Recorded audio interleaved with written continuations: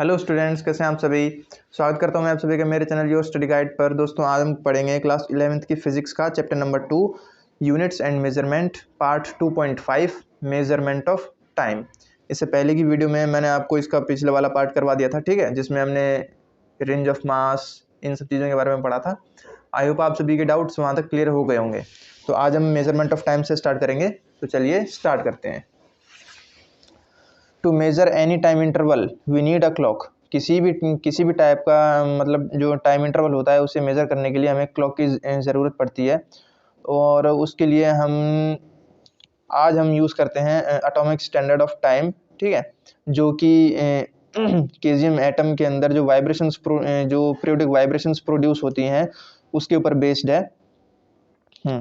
और ये केजियम क्लॉक का बेसिस माना जाता है। कभी कभार इसको एटॉमिक क्लॉक भी बोला जाता है कभी कभी, ठीक है। और ये नेशनल स्टैंडर्ड्स में यूज़ होता है। ऐसे स्टैंडर्ड्स जो हैं वो कई लेबोरेटरीज में अवेलेबल होते हैं। केजियम की एटॉमिक क्लॉक के अंदर, ठीक है, in the caesium atomic clock, हाँ, केजियम की एटॉमिक क्लॉक के अंदर the second is taken as the time needed. मतलब इन केजियम की एटॉमिक क्लॉक के अंदर जो सेकंड होती है वो 1922631,770 vibrations of the radiation corresponding to the transition between the two hyperfine levels of the ground state of caesium 133 atom। तो दोस्तों, केजियम की एटॉमिक क्लॉक के अंदर सेकंड क्या होती है? केजियम की एटॉमिक क्लॉक जो होती है उसके अंदर सेकंड को हम क्या बोलते हैं? तो एक एटम होता है केजियम 133 एटम, ठीक है। इसके जो ग्राउंड स्टेट होते हैं उन ग्राउंड स्टेट के अंदर जो दो हाइपरफाइन लेवल्स के बीच में ट्रांजिशन जो होता है उनकी वाइब्रेशन की रेडिएशन जो होती है वो इतनी होती है, ठीक है। और इसी से सेकंड को मेजर किया जाता है, ठीक है, मतलब इससे सेकंड को समझा जा सकता है। The vibrations of the caesium atom regulate the rate of this caesium atomic clock. Caesium atom की वाइब्रेशंस केजियम एटॉमिक क्लॉक की रेट को रेगुलेट करती हैं, just as the vibrations of a balance wheel regulate an ordinary wrist watch और the vibrations of a small quartz crystal regulate a quartz wrist watch, ठीक है। बिल्कुल उसी तरह करती है जैसे एक ऑर्डिनरी रिस्ट वॉच का जो बैलेंस व्हील उसको रेगुलेट करता है, ठीक है ना, बिल्कुल वैसे ही the caesium atom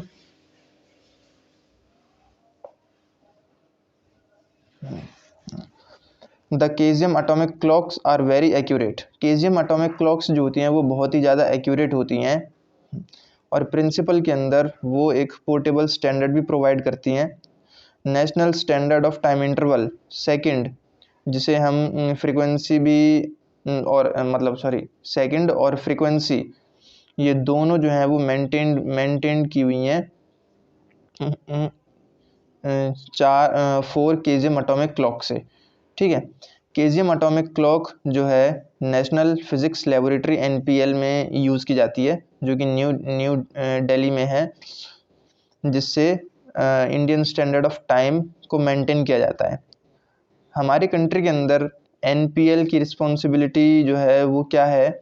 maintenance and improvement of physical standards, ठीक है, जिसके अंदर टाइम भी आ जाता है, फ्रिक्वेंसी एक्सेट्रा, ये सब चीज़ें आ जाती हैं। आपको एक चीज़ नोट ज़रूर करनी है कि इंडियन स्टैंडर्ड टाइम IST जो होता है वो इन्हीं एटॉमिक क्लॉक्स के सेट के साथ लिंक हो रखा है। और एफिशिएंट एटॉमिक क्लॉक्स जो होती हैं वो बहुत ही ज़्यादा एक्यूरेट होती हैं, ठीक है। और they impart the uncertainty in time realisation.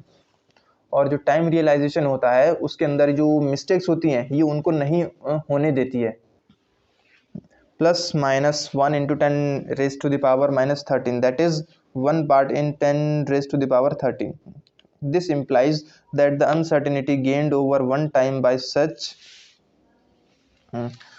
a device is less than 1 part in 10 raised to the power 13. ठीक है दोस्तों, they lose or gain no more than 3 microseconds in a year. ये वाला साइन जो है ना, ये वाला, इसे माइक्रो बोलते हैं, इन 1 year. In view of the tremendous accuracy in time measurement, the SI unit of length has been expressed in terms of path length light traveled in certain intervals of time. Table 2.1 जो कि मैंने आपको दिखा दी थी पहले last page पे, ठीक है। The time interval of events that we come across in the universe vary over a very wide range. जो अलग अलग तरह के टाइम इंटरवल्स होते हैं यूनिवर्स के अंदर, वो उनकी रेंज बहुत ही अलग अलग होती है, ठीक है। और टेबल 2.5 में वो रेंज और उनका ऑर्डर दिया हुआ है कुछ सर्टेन टाइम इंटरवल्स का, ठीक है। You may notice that there is an interesting coincidence between the numbers appearing in tables 2.3 and 2.5। आप एक बात नोटिस कर सकते हैं कि ये बहुत ही इंटरेस्टिंग कोइंसिडेंस है कि टेबल 2.3 और 2.5 में जो नंबर्स हो रहे हैं, ठीक है,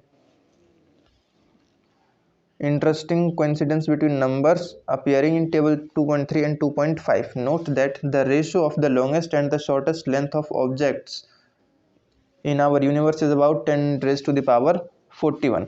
अच्छा, जो शॉर्टेस्ट और लॉन्गेस्ट लेंथ का जो रेशियो है वो 10 रेज़ टू द पावर 41 है, ठीक है। इंटरेस्टिंगली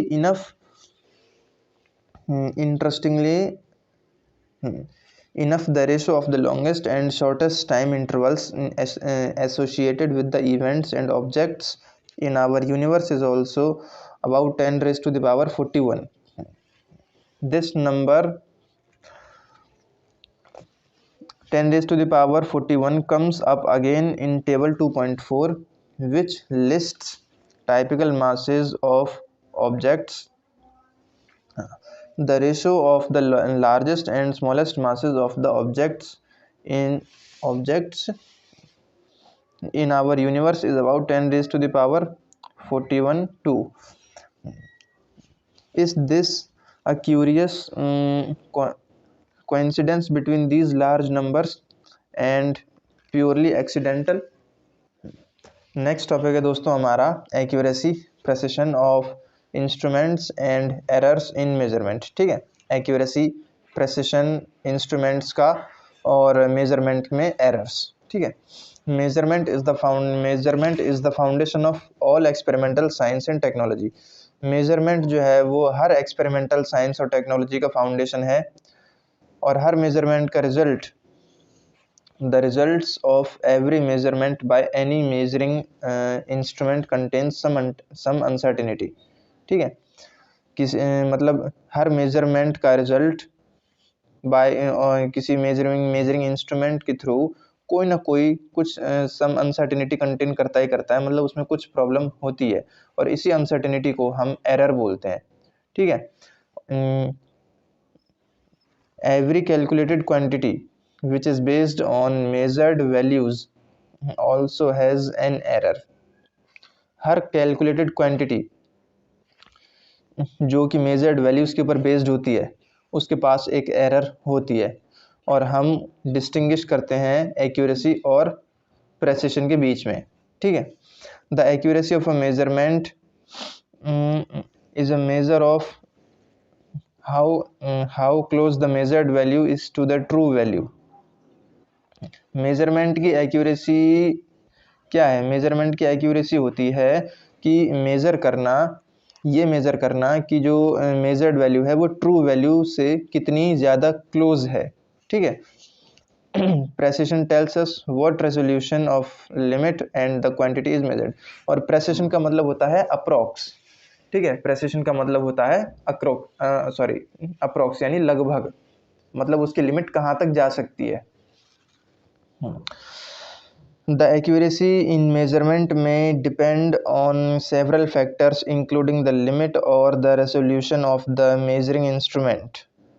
मेजरमेंट में एक्यूरेसी जो होती है वो कुछ फैक्टर्स के ऊपर डिपेंड कर सकती है, जिसमें लिमिट और रेसोल्यूशन होते हैं, ठीक है। जैसे एग्जांपल के तौर पर suppose the true value of a certain length is near 3.678 centimetre in one experiment, कि किसी एक एक्सपेरिमेंट में सर्टेन लेंथ है जो 3.678 सेंटीमीटर है, ठीक है। एक मेजरिंग इंस्ट्रूमेंट यूज़ किया जाता है जिसमें 0.1 सेंटीमीटर उसका रेजोल्यूशन होता है। The measured value is found to be, ठीक है, 0.1 सेंटीमीटर रेजोल्यूशन वाला मेजरिंग इंस्ट्रूमेंट क्यों यूज़ किया जाता है, तो वो उसकी वैल्यू बन जाती है 3.5 सेंटीमीटर। और दूसरे एक्सपेरिमेंट में दूसरा मेजरिंग डिवाइस यूज़ किया जाता है जिसकी रेजोल्यूशन ज़्यादा होती है और वो होता है 0.01 सेंटीमीटर, ठीक है। तो इसकी लेंथ जो होती है वो 3.38 सेंटीमीटर बताता है।